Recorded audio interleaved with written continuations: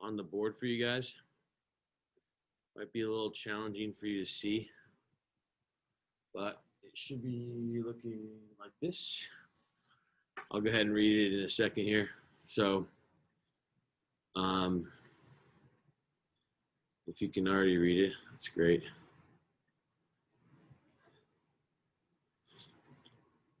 All right, good morning, everybody. I'm about to share the screen here as people are joining. Those of you that are on Zoom, for our warm-up today, you need to read the question that I'm about to share, and you need to respond with just what you think is the most appropriate answer, and put the letter in a private chat to me, please. Okay, those of you that are in the room, let's go ahead and analyze the question we're looking at here. So that's pretty small. Make it a little bigger.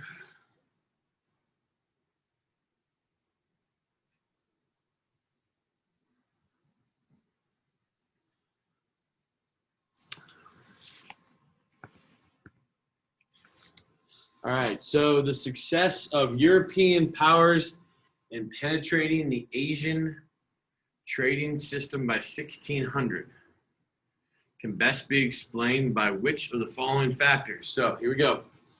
Asian demand for luxury goods. European use of steam power.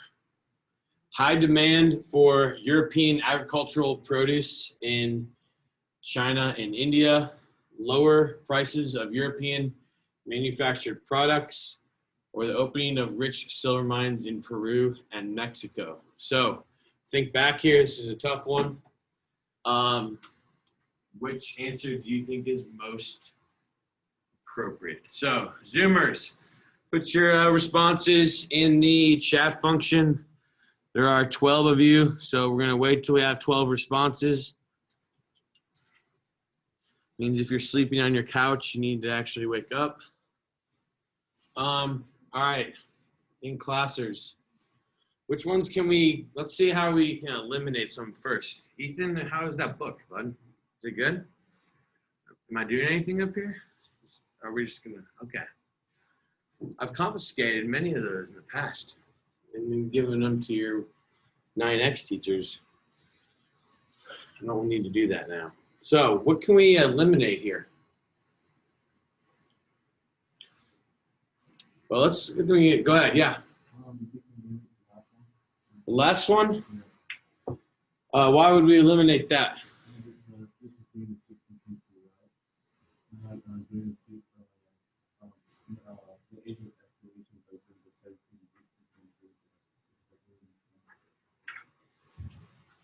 Okay. Are there other ones you think we can eliminate? Yes? First one, because it's the opposite of that, right? Europeans were in demand for Asian products. Second one, Europeans don't gain the use of steam power until the 1800s. Third one, high demand for European agricultural produce. I could see that, but it's not European agricultural produce that they want. It is what kind of agricultural produce? Huh? No. It's what? It's American. It's corn and potatoes. So that's wrong. D, lower prices of European manufactured products. They didn't want any manufactured products from Europe because Europe didn't have anything they needed. Remember, Asia was very intent on they didn't need European products. Last but not least, the opening of silver mines in Peru and Mexico. Potosi, mid 1500s, it says 1600, so Potosi, in Bolivia. What did the Asians want from the Europeans? Silver. Okay? So that is a pretty easy question. Answer is answer is E. Sorry. I want to at least let you state your case, okay? What were you going to say? Go ahead, say it. Oh, please, louder. I just can't hear you. Come on now. Debate. You want to see what your peer said? Come on. All right. So 1, 2, 3, 4, 5, 6, 7, 8. Well, did they say it though after I said it out loud? Yeah. That's kind of like cheating, guys. But that's okay. Correct answer for you Zoomers. You'll see that it is E. The explanation is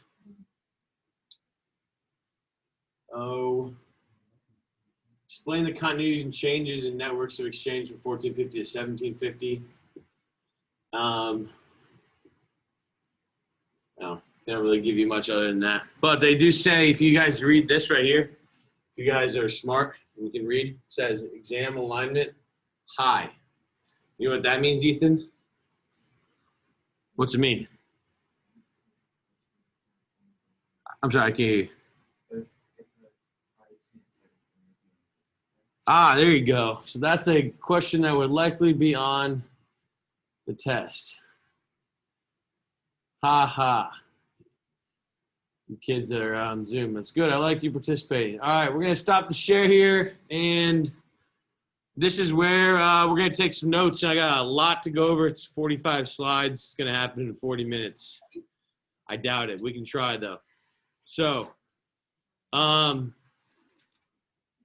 what I need you guys to do is get ready to rock and roll. Those of you on Zoom, I am going to share the most appropriate screen with you, which will be the slides. And if you keep my awesome video on as well, you'll be able to see me emphatically teaching to the class, possibly. All right.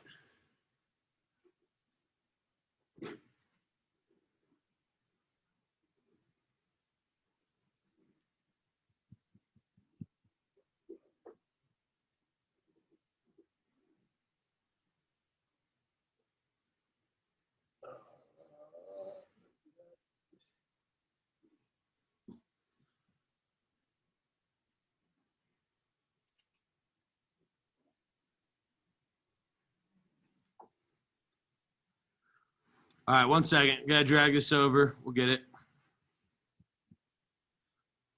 There we go.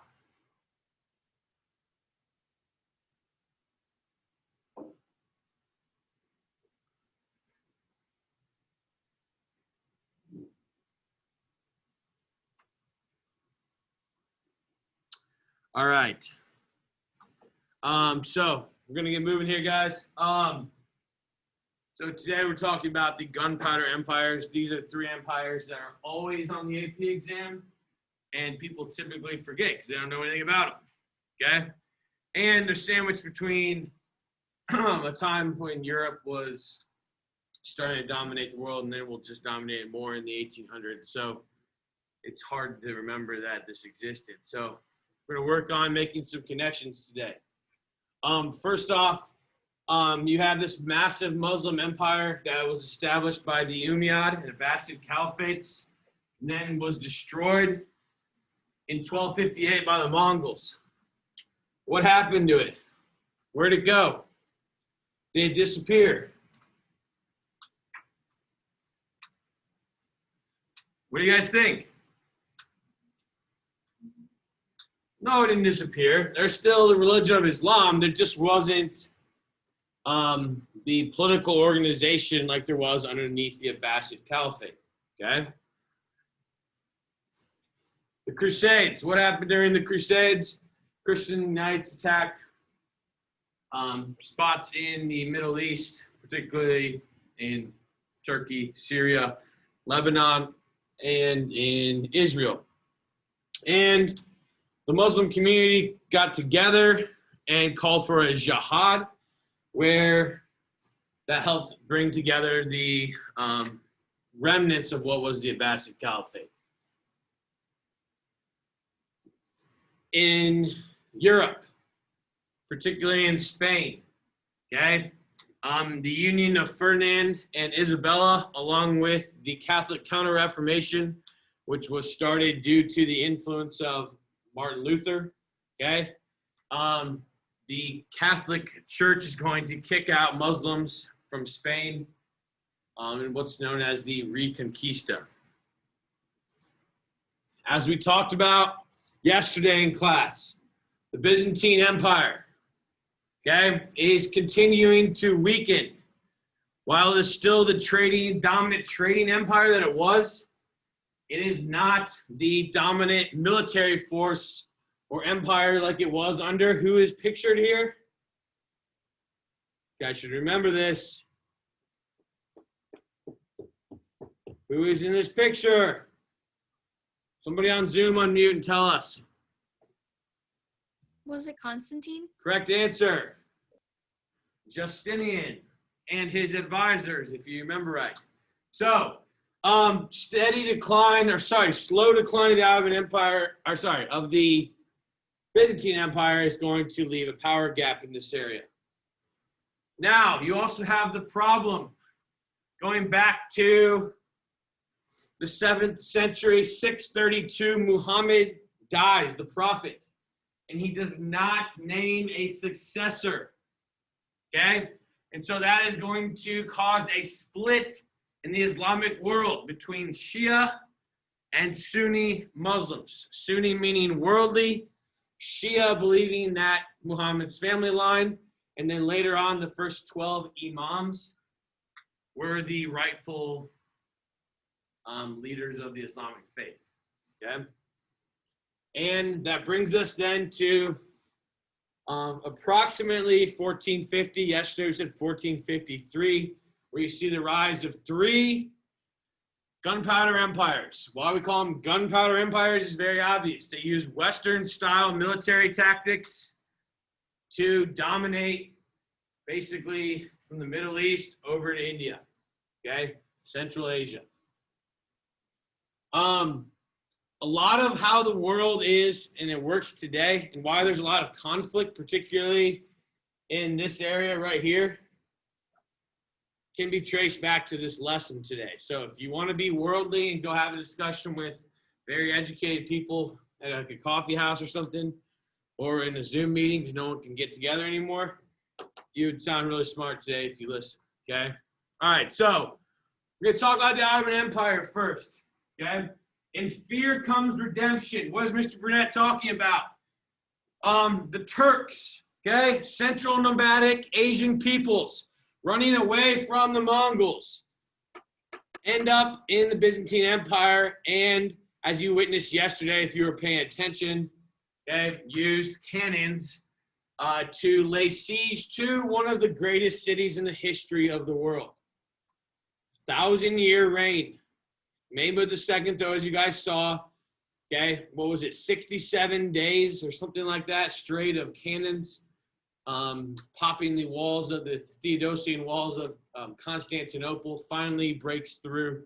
And you have a pretty solid run, 476 CE to 1453 CE for the Byzantine Empire, but it is no longer, okay? Now, the Ottoman Empire is going to set their bases in Constantinople, but they're then going to do exactly what the Byzantine Empire did, and they're going to move to Eastern Europe, North Africa, and try to control trade around the Mediterranean. Were they successful? Yeah.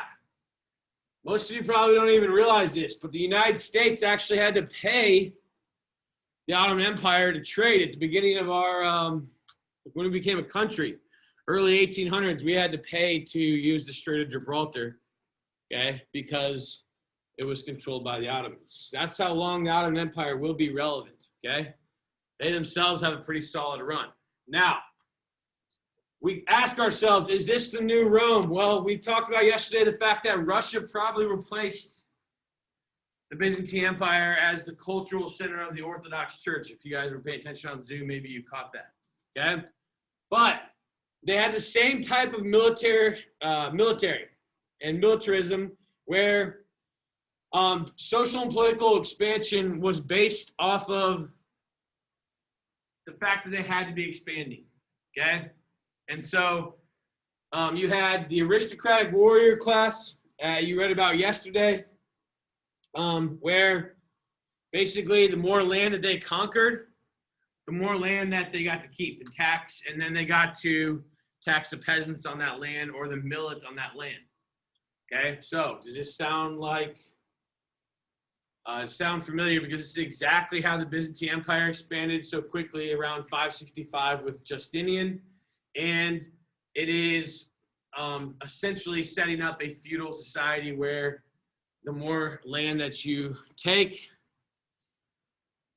the stronger your empire is, the more taxes you get, but the more the aristocrats get as well.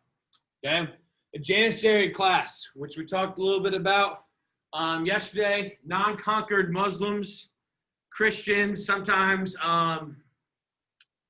Orthodox, sometimes Catholic,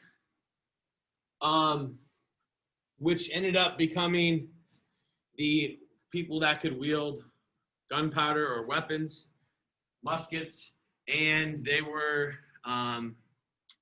also castrated, so they were eunuchs. They protected the Sultan's harem. Okay. I think most of you know what that means. Okay. They were rendered childless. First, it was kind of a ransom payment by Christians in the communities they invaded in Europe. But then over time, some families willingly gave up their kids because it meant that they would live an upper class life.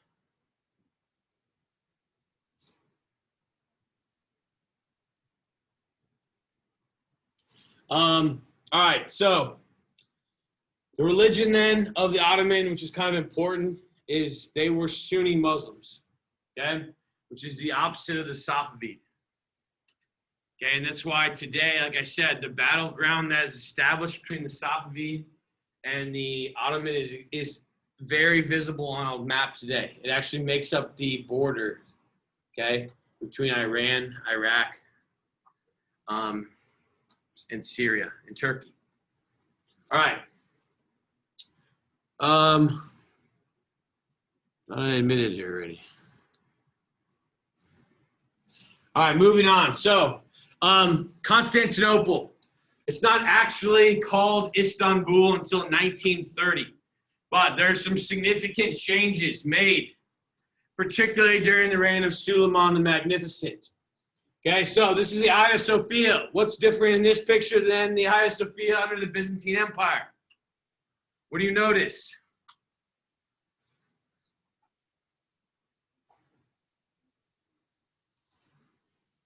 In the classroom, there's like 14 of you. Come on. What do you think the difference is? What do you see here? What is the obvious giveaway that this is a mosque now and not a church?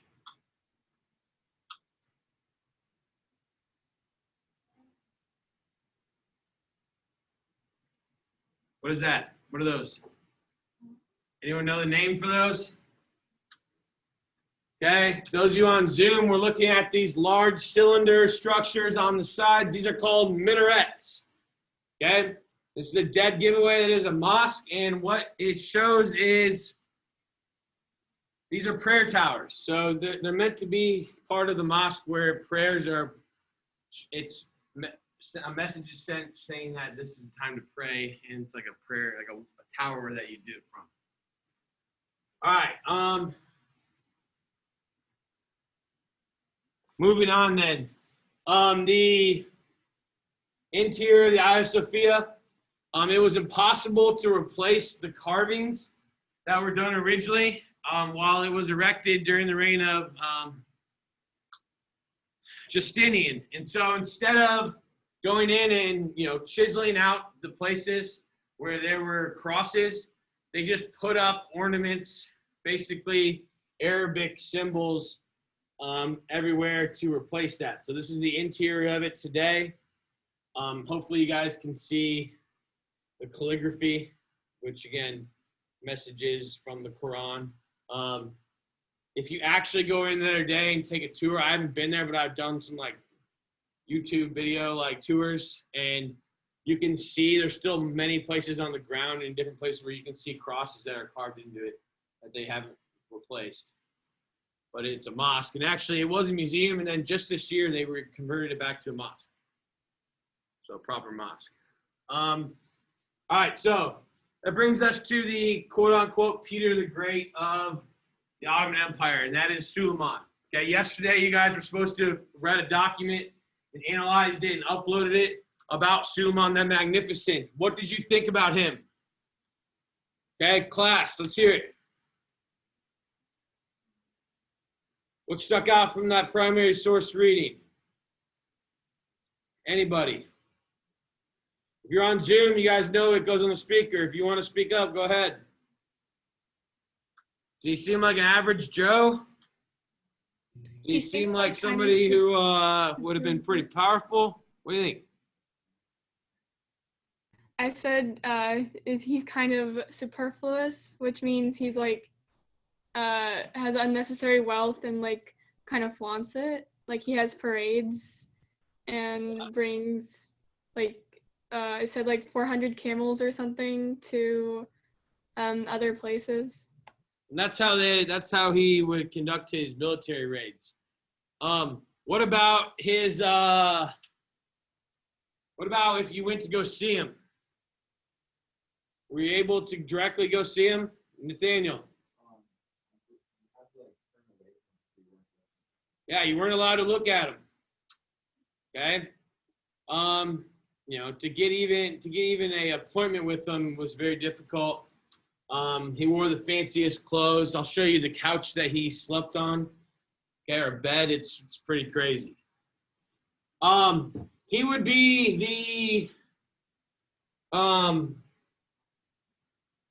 Sultan. Okay, Sultan is the name of an Ottoman leader. Sultan that would bring the Ottoman Empire closest to taking over Vienna, which was literally the capital of Habsburg, Austria, okay, which would have sent a domino effect into Europe.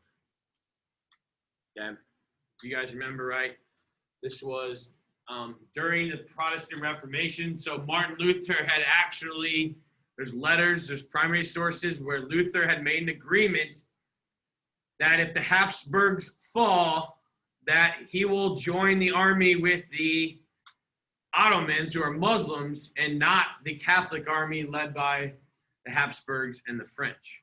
That's a big, hairy deal. First off, Martin Luther had no army, but he was going to talk to his elector, Frederick the Wise, to get him to do that. You guys see the significance of that? I mean, Christians and Muslims don't typically get along very well, but that's how deep Protestant split was with the Catholic Church. All right, we're going to have Sam Sewell.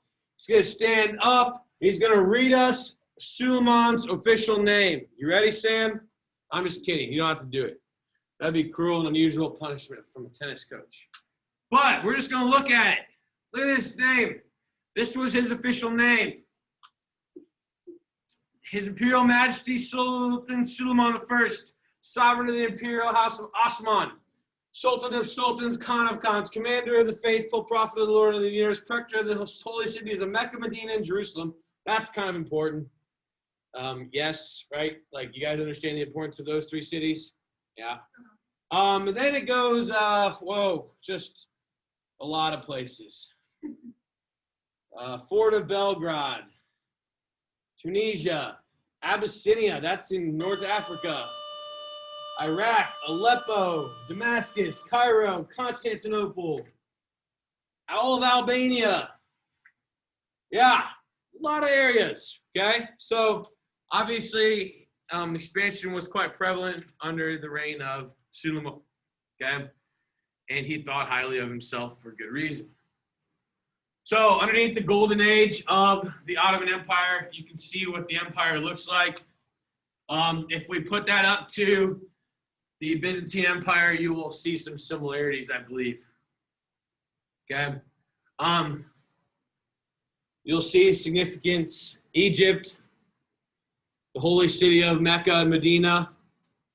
Again, North Africa. And then you got to see the expansion into that. This is all the dark brown here is Suleiman. And so people always ask me, Mr. Brunette, why was there a civil war in Serbia in the 90s? Have you guys seen the SBN 30 for 30 on that yet? I mean, that's a great one, okay? It's because there are a lot of Muslims in the Balkan Peninsula. This is Greece. You guys know that Greece was traditionally Orthodox and tradition of Greece, but all this Muslim expansion meant that the religion will expand there as well. All right, so Mimar Sinan, the Michelangelo of the Ottoman Empire, which I say Mimar Sinan, or Michelangelo is the Mimar Sinan of the Renaissance era. I just want to turn it around. Fun. Okay, but the Suleymaniye Mosque, you can see how impressive this is. This is built in Constantinople just to add, or Istanbul, to add to the greatness of the city. Here's the inside of the Suleymaniye Mosque. So if you ever get a chance to go to Istanbul, this is the places you're going to go, okay? Here's the Blue Mosque. It's another large mosque that was made during the reign of Suleiman. Here's the interior. You see how it's less Christian looking and it's got more of the geometric design to it. Again, these are important things to pick up on, especially because the AP exam has so many sources, primary sources, and we'll use things like this for multiple choice questions as well. This is the outside of the Blue Mosque. You still see the Greek architecture here, Roman architecture, but then you add kind of the flattened dome, which was more characteristic of the Byzantines than the Romans. The Topkapi Palace. So here is a model of it. This was built to house the sultans and his harem. And then this is what it actually looks like.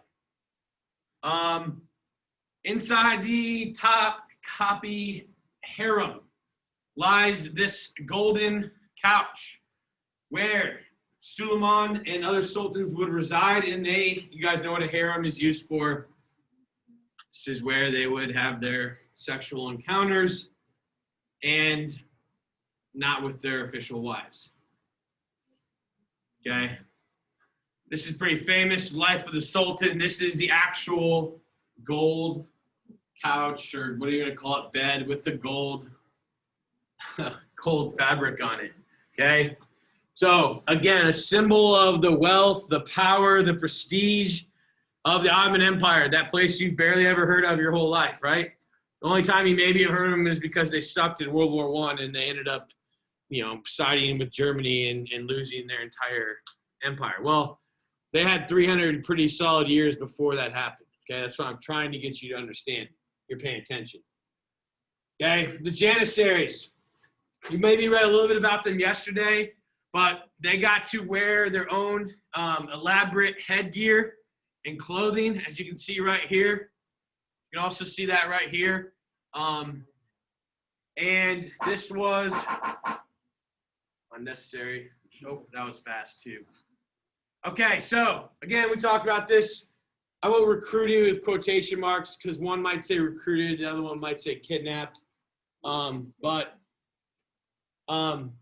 These soldiers became the most feared soldiers in all of Europe for a period of time, okay, 1500s. Obviously, as European technology would kind of bypass this, especially when you get to the Industrial Revolution, the influence of the Janissaries will fall, and we'll talk about how they eventually are eliminated in the early 1800s, and it's kind of goofy how they get eliminated. But again, at the time, extremely,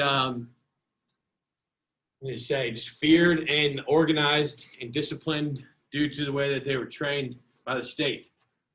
All right, so was this a new caliphate or Arabia? Kind of not, okay? First off, you keep everyone fighting against each other if you're the sultan and they never want to take your power.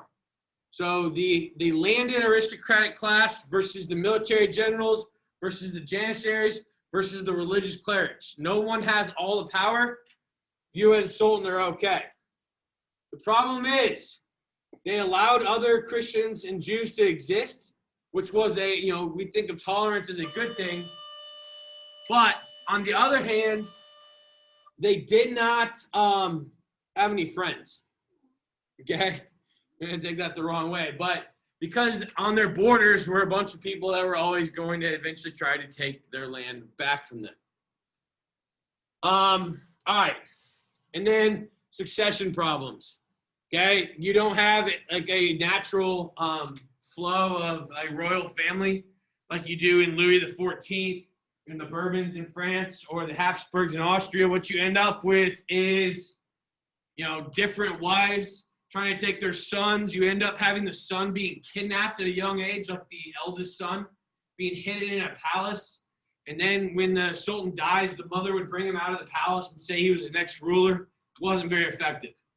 Okay? A lot of assassinations. Constantinople, really, like I said, still remained the greatest trade city in the world, even though a lot of trade bypassed it, obviously, with the Europeans sailing around the Cape of Good Hope and sailing around the tip of South Africa. But it still remained, as I said, a very important city because it's located basically on the crossroads of 3 continents. You guys got that? All right. One thing I wanted to kind of go over, this would have an effect on a lot of communities in Europe and in North Africa. And that is the Turks had what's called a millet system, where the Sultan would rely on a chief rabbi or a patriarch, okay, over a community to basically collect taxes, advise the Sultan on problems, okay, head off any like civil wars or anything. And then if he didn't do that, they were punished. This later expanded then into other ethnic communities, like smaller ethnic communities. And so they didn't have total control over the people as long as the people paid their taxes. They could be, so if you were Jewish, you could still be led by your rabbi, and you didn't have to follow the same rules that Muslims had to. If you look at this, Muslims had not millet. What am I trying to say there? They weren't part of the millet system. The Muslims had to follow the Quran and Sharia law. That's Muslim law. But if you were Christian, Orthodox, Catholic, Jewish, and maybe a pagan religion, you could follow your own religion as long as you followed the rules. Okay, so tax collecting, you pay that to your leader. Education, you're still allowed to be, the Jewish education system is vastly different than other religions. Some of you maybe have friends that have gone through it. You know what I'm talking about. Okay, even legal matters like divorce, marriage, inheritance. So Christian women inside the Ottoman Empire still had more rights than Muslim women. Okay, makes sense to you guys with me? Okay, I'm gonna have to do this quickly. So you guys know the adage of empires, right? What's the saying of empires? If you aren't growing, you are shrinking. Okay, pretty obvious. So they got very big. You saw at their peak under Suleiman, but then because they had no friends in Europe and they bordered Islamic rivals to the east, they weren't going anywhere. Okay. The Ottoman Empire then really had no friends in any other religions because, again, the other Muslims didn't get along with them. The Christians, Jews, Orthodox Christians weren't necessarily going to befriend them outside of just trying to trade with them. They failed to westernize. That's a big one. In your notes, I probably put that in capital letters, bold, if you're taking notes. They failed to westernize, meaning the printing press. They had one, but they didn't really use it. They didn't have a lot of education in science and math. They'll try to keep up in the 1800s, but they'll fail. Okay?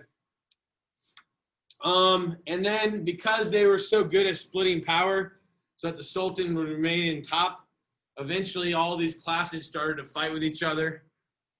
And the Sultan was weak and became addicted to sex, drugs. Okay, heroin at this time opium was very easy to get, alcohol. you have bad rulers and you have internal problems.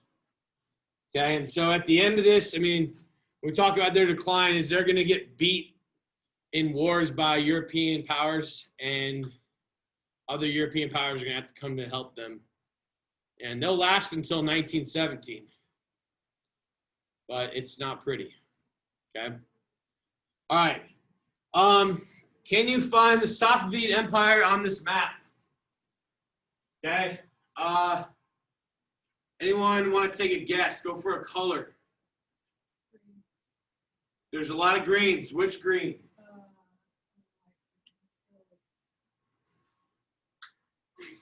19, huh? No, not that one. No? 14? Maybe either 14 or 17. 3? 17. 14, you think? 14 or You think the Safavid was in the middle of India? 17. 17. She got it right. 17. There you go. Right. So Safavid is in modern day Iran. It's just weird because you are not used to seeing a map look like that. What kind of chat function we got? Ah, yeah. Brooke and Lucy. Nice. Now I got to get you off my screen. Thank you. All right. 17 is correct. So that is modern day Iran.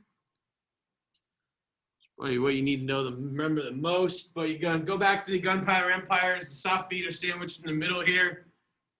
And the person who started the Safavid dynasty was Shah Ismail the First.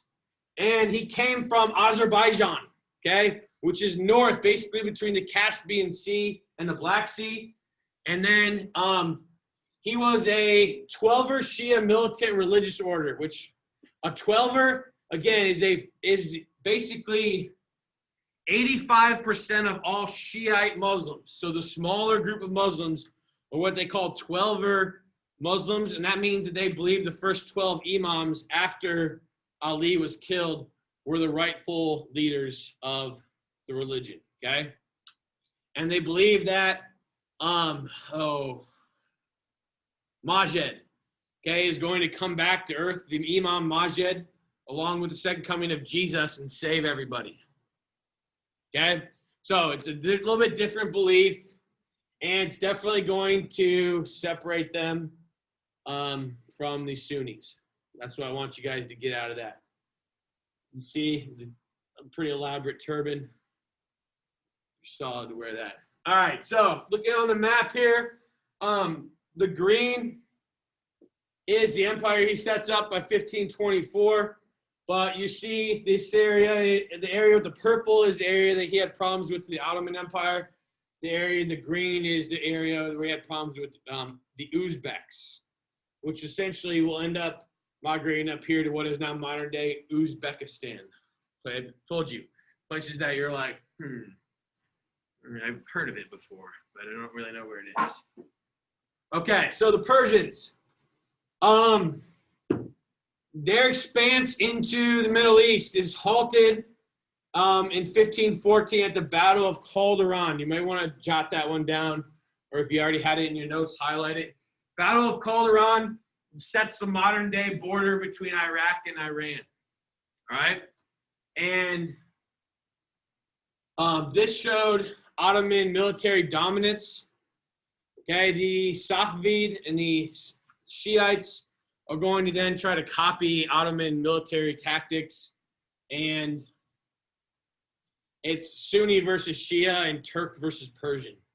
Okay, the Persians are the Safavid, the Sunnis are the Ottoman. Okay, so you see how that when I told you guys all that split when Muhammad died was a big deal. You see how it really comes back into play again, and how it really affects today. Like the politics in that region are affected today by this split. Okay, so they were not particularly organized until the quote Peter the Great of the Persian Empire came about, and that was Shah Abbas the First. Okay, and he would bring in what's called a political cultural renaissance, where he brought in more education, expanded trade opportunities, built a bunch of fancy buildings to make them look like other fancy empires, all right?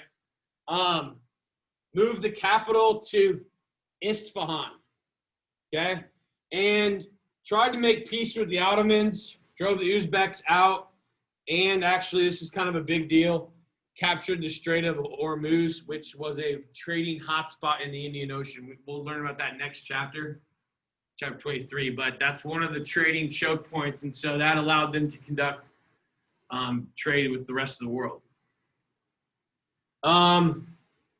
This is part of the palace that he built. I mean, you can see the picture. I mean, we can't go there. You guys know that, right? It'd be cool if we could, but we, as Americans, we're not allowed to go there. Unless you guys have a dual citizenship that I don't know about. Okay? You might. But this is the Shah Mosque. You can see now you got a little more blend of like maybe Hindu or like Asian, Buddhist art mixing with the Middle Eastern Islamic art. Can you see that, Griffin? Yeah. Still a mosque though, but you don't have as pronounced columns. You guys notice that? It's not quite as obvious, or flying buttresses either. Beautiful though. Like I said, in modern day Isfahan. Got a message that's gonna slow me down, cause me not to get done. Better be important. And the reflecting pools. Yes, thank you. Reflecting pools, yep. That's different too. You're right. At the Taj Mahal, they have that. Okay, we're gonna go faster here. I don't know why. In the past, I used to obsess over this. I mean, you guys see the difference in architecture, though? So, like, if you had to compare European art in the 1500s compared to this, I think you'd be able to do it if you've been paying attention. One of the things that the Persians were so well known for was their rugs. And if you go down the street to the rug store, like in Keystone, you still can buy Persian rugs. I mean, that's what they're well known for. And that was in high demand in luxury houses all over the world at this point. Okay, so that was something they traded. Again, their location in what was considered the Silk Trade Route was still pretty viable, even though a lot of trade was done on the sea now. The only thing I wanted you to grab underneath this one, to be honest, is this would turn into eventually the largest Shia country in the world today, which is Iran. Okay. In 1639, final border was agreed upon with the Ottoman Empire. That still splits up the Republic of Turkey, Iran, Iraq to this day. So you guys know what I'm talking about right there.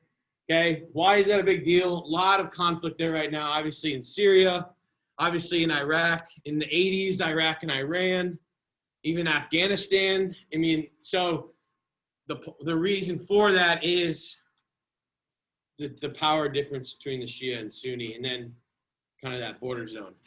All right. High taxes, continuing warfare with the Ottomans is going to weaken them, and they'll be conquered by the Afghans or Afghanistan in, I believe, 1722. So 200-year run, a little over 200 and some change. And lasting impact is the country of Iran, which I think you guys remember the United States during COVID sent missiles and actually killed their second in command of their army. Yeah. You guys remember that? Yeah, I know. So, again, tensions of the United States and Iran are no dice. Not good. Yes. Didn't they just put a bounty on 45 cents? Didn't they say they were going to, but nothing ever happened? Yeah, they make a lot of idle threats. So, we're going to move on just for time purposes. Can anyone tell me what time this class ends? Is it 39 or 41? 40, no? Got 9 minutes. 8 minutes. We got to hurry. So, we got the Mughal. Mughal is a Mongol word for, Mughal is the Hindu word for Mongols. All right, so descendants of Timur the Lame, or Timur the Lame, however you want to say it, who was probably the last great Mongol warrior, and skull collector. was Babur. Okay, he would establish what is known as the Mughal Empire in northern India, and you already had some Muslims there. He was also a Sunni Muslim, and it's his grandson Akbar that would be considered the Peter the Great of the Mughal Empire, and he attempted to try to get rid of the practice of sati, I call it, but I don't know if that's the right way to say it, but basically Hindu wives jumping on their husband's funeral ashes and committing ritualistic suicide. He tried to get rid of marrying at the age of 7 to 9. And he even tried to forge together Hinduism and Islam into a universal religion called Din-e-Ilahi, and that failed miserably. Yes. Got it. Thank you. Thank you. So, cultural advancements. Akbar's grandson, Shah Jahan, would build the Red Fort and Taj Mahal. Okay? Taj Mahal very famously built as a mausoleum for his favorite wife, Mumtaz Mutal. I don't know. I'm gonna lose it here in a second. A lot of names. Anyways, he's also buried in the Taj Mahal, and he was imprisoned the last 8 years of his life by Aurangzeb, his third son, who would eventually be the next ruler. Hindu women, they weren't forced to convert, but what ends up happening is you mix Hinduism and Islam, and it got worse for women. You guys maybe have heard of the Purdah. This was a place that Hindu and Muslim women were restricted to the house, where there were screens put up so that they couldn't see outside, where they were essentially not allowed to do anything in public unless they were attended by a male. So women would lose even more rights. Did Hindus have to convert? No. You have 1 billion Hindus in India today. Okay, here's the Taj Mahal. You can definitely see the blend. You see the minarets, guys, here, but you see the blend of Hindu art as well, reflecting pools. This is, if you guys remember reading, cotton in India is by far the fanciest cotton you can get in the world. Although it ends up killing millions of peasants because of the fact that it wasn't natural there. Okay, but they planted it there because it was in high demand in Europe. Okay, here's the Red Fort I was telling you about. Every year to this day on their Independence Day, the Indian president makes a speech from this spot right here, just celebrating Indian independence. And this is kind of their sign. And this was built by Shah Jahan as well. Okay.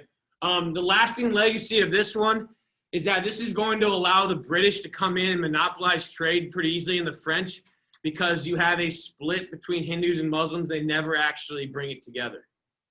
Okay. And so it causes a lack of unity. And after World War II, the two countries split. 3. You have Bangladesh, India, and anyone know the other one? Between India and Afghanistan, you have Pakistan. That's where the Muslims were supposed to go. Okay? A lot of them didn't end up staying in India. So, all right, Zoomers, gonna let you go. I told you that was a lot. Oh yeah, I got 2 more things I gotta do. Shoot, you guys can't leave. Don't leave. You got DBQ homework on Canvas for basically tonight or tomorrow, whenever you want to do it. It's due at noon, and then I need you guys. It's due at midnight tomorrow night, and I need you to look up here on the board, please. I'm about to throw it over here, and I'll share it with those in the room here. I'll share it with you Zoomers. Stop share. All right, screen share. Here's what you have for the discussion on Friday. See your name, and if you have a 1 next to your name, you are in the inner circle, and you just need to be ready to talk. If you have a 2 next to your name, you're in the outer circle, sit down. Class is not over. Dismiss when I'm done. You're not even in the tardy room. You don't need to worry about being late. Okay, so here are the names. Like I said, if you need to walk up, don't cross over my red line and see it. And then your DBQ assignment is under the module for this week. And it's basically 8 documents about the gunpowder empires. And you're trying to talk about, you're going to create a thesis statement and group the documents. Okay, and then do the point of view for it. All right, Zoomers, be good. We'll see you on Friday. Any late work you have, you can turn in tomorrow also for points. So make sure you do that.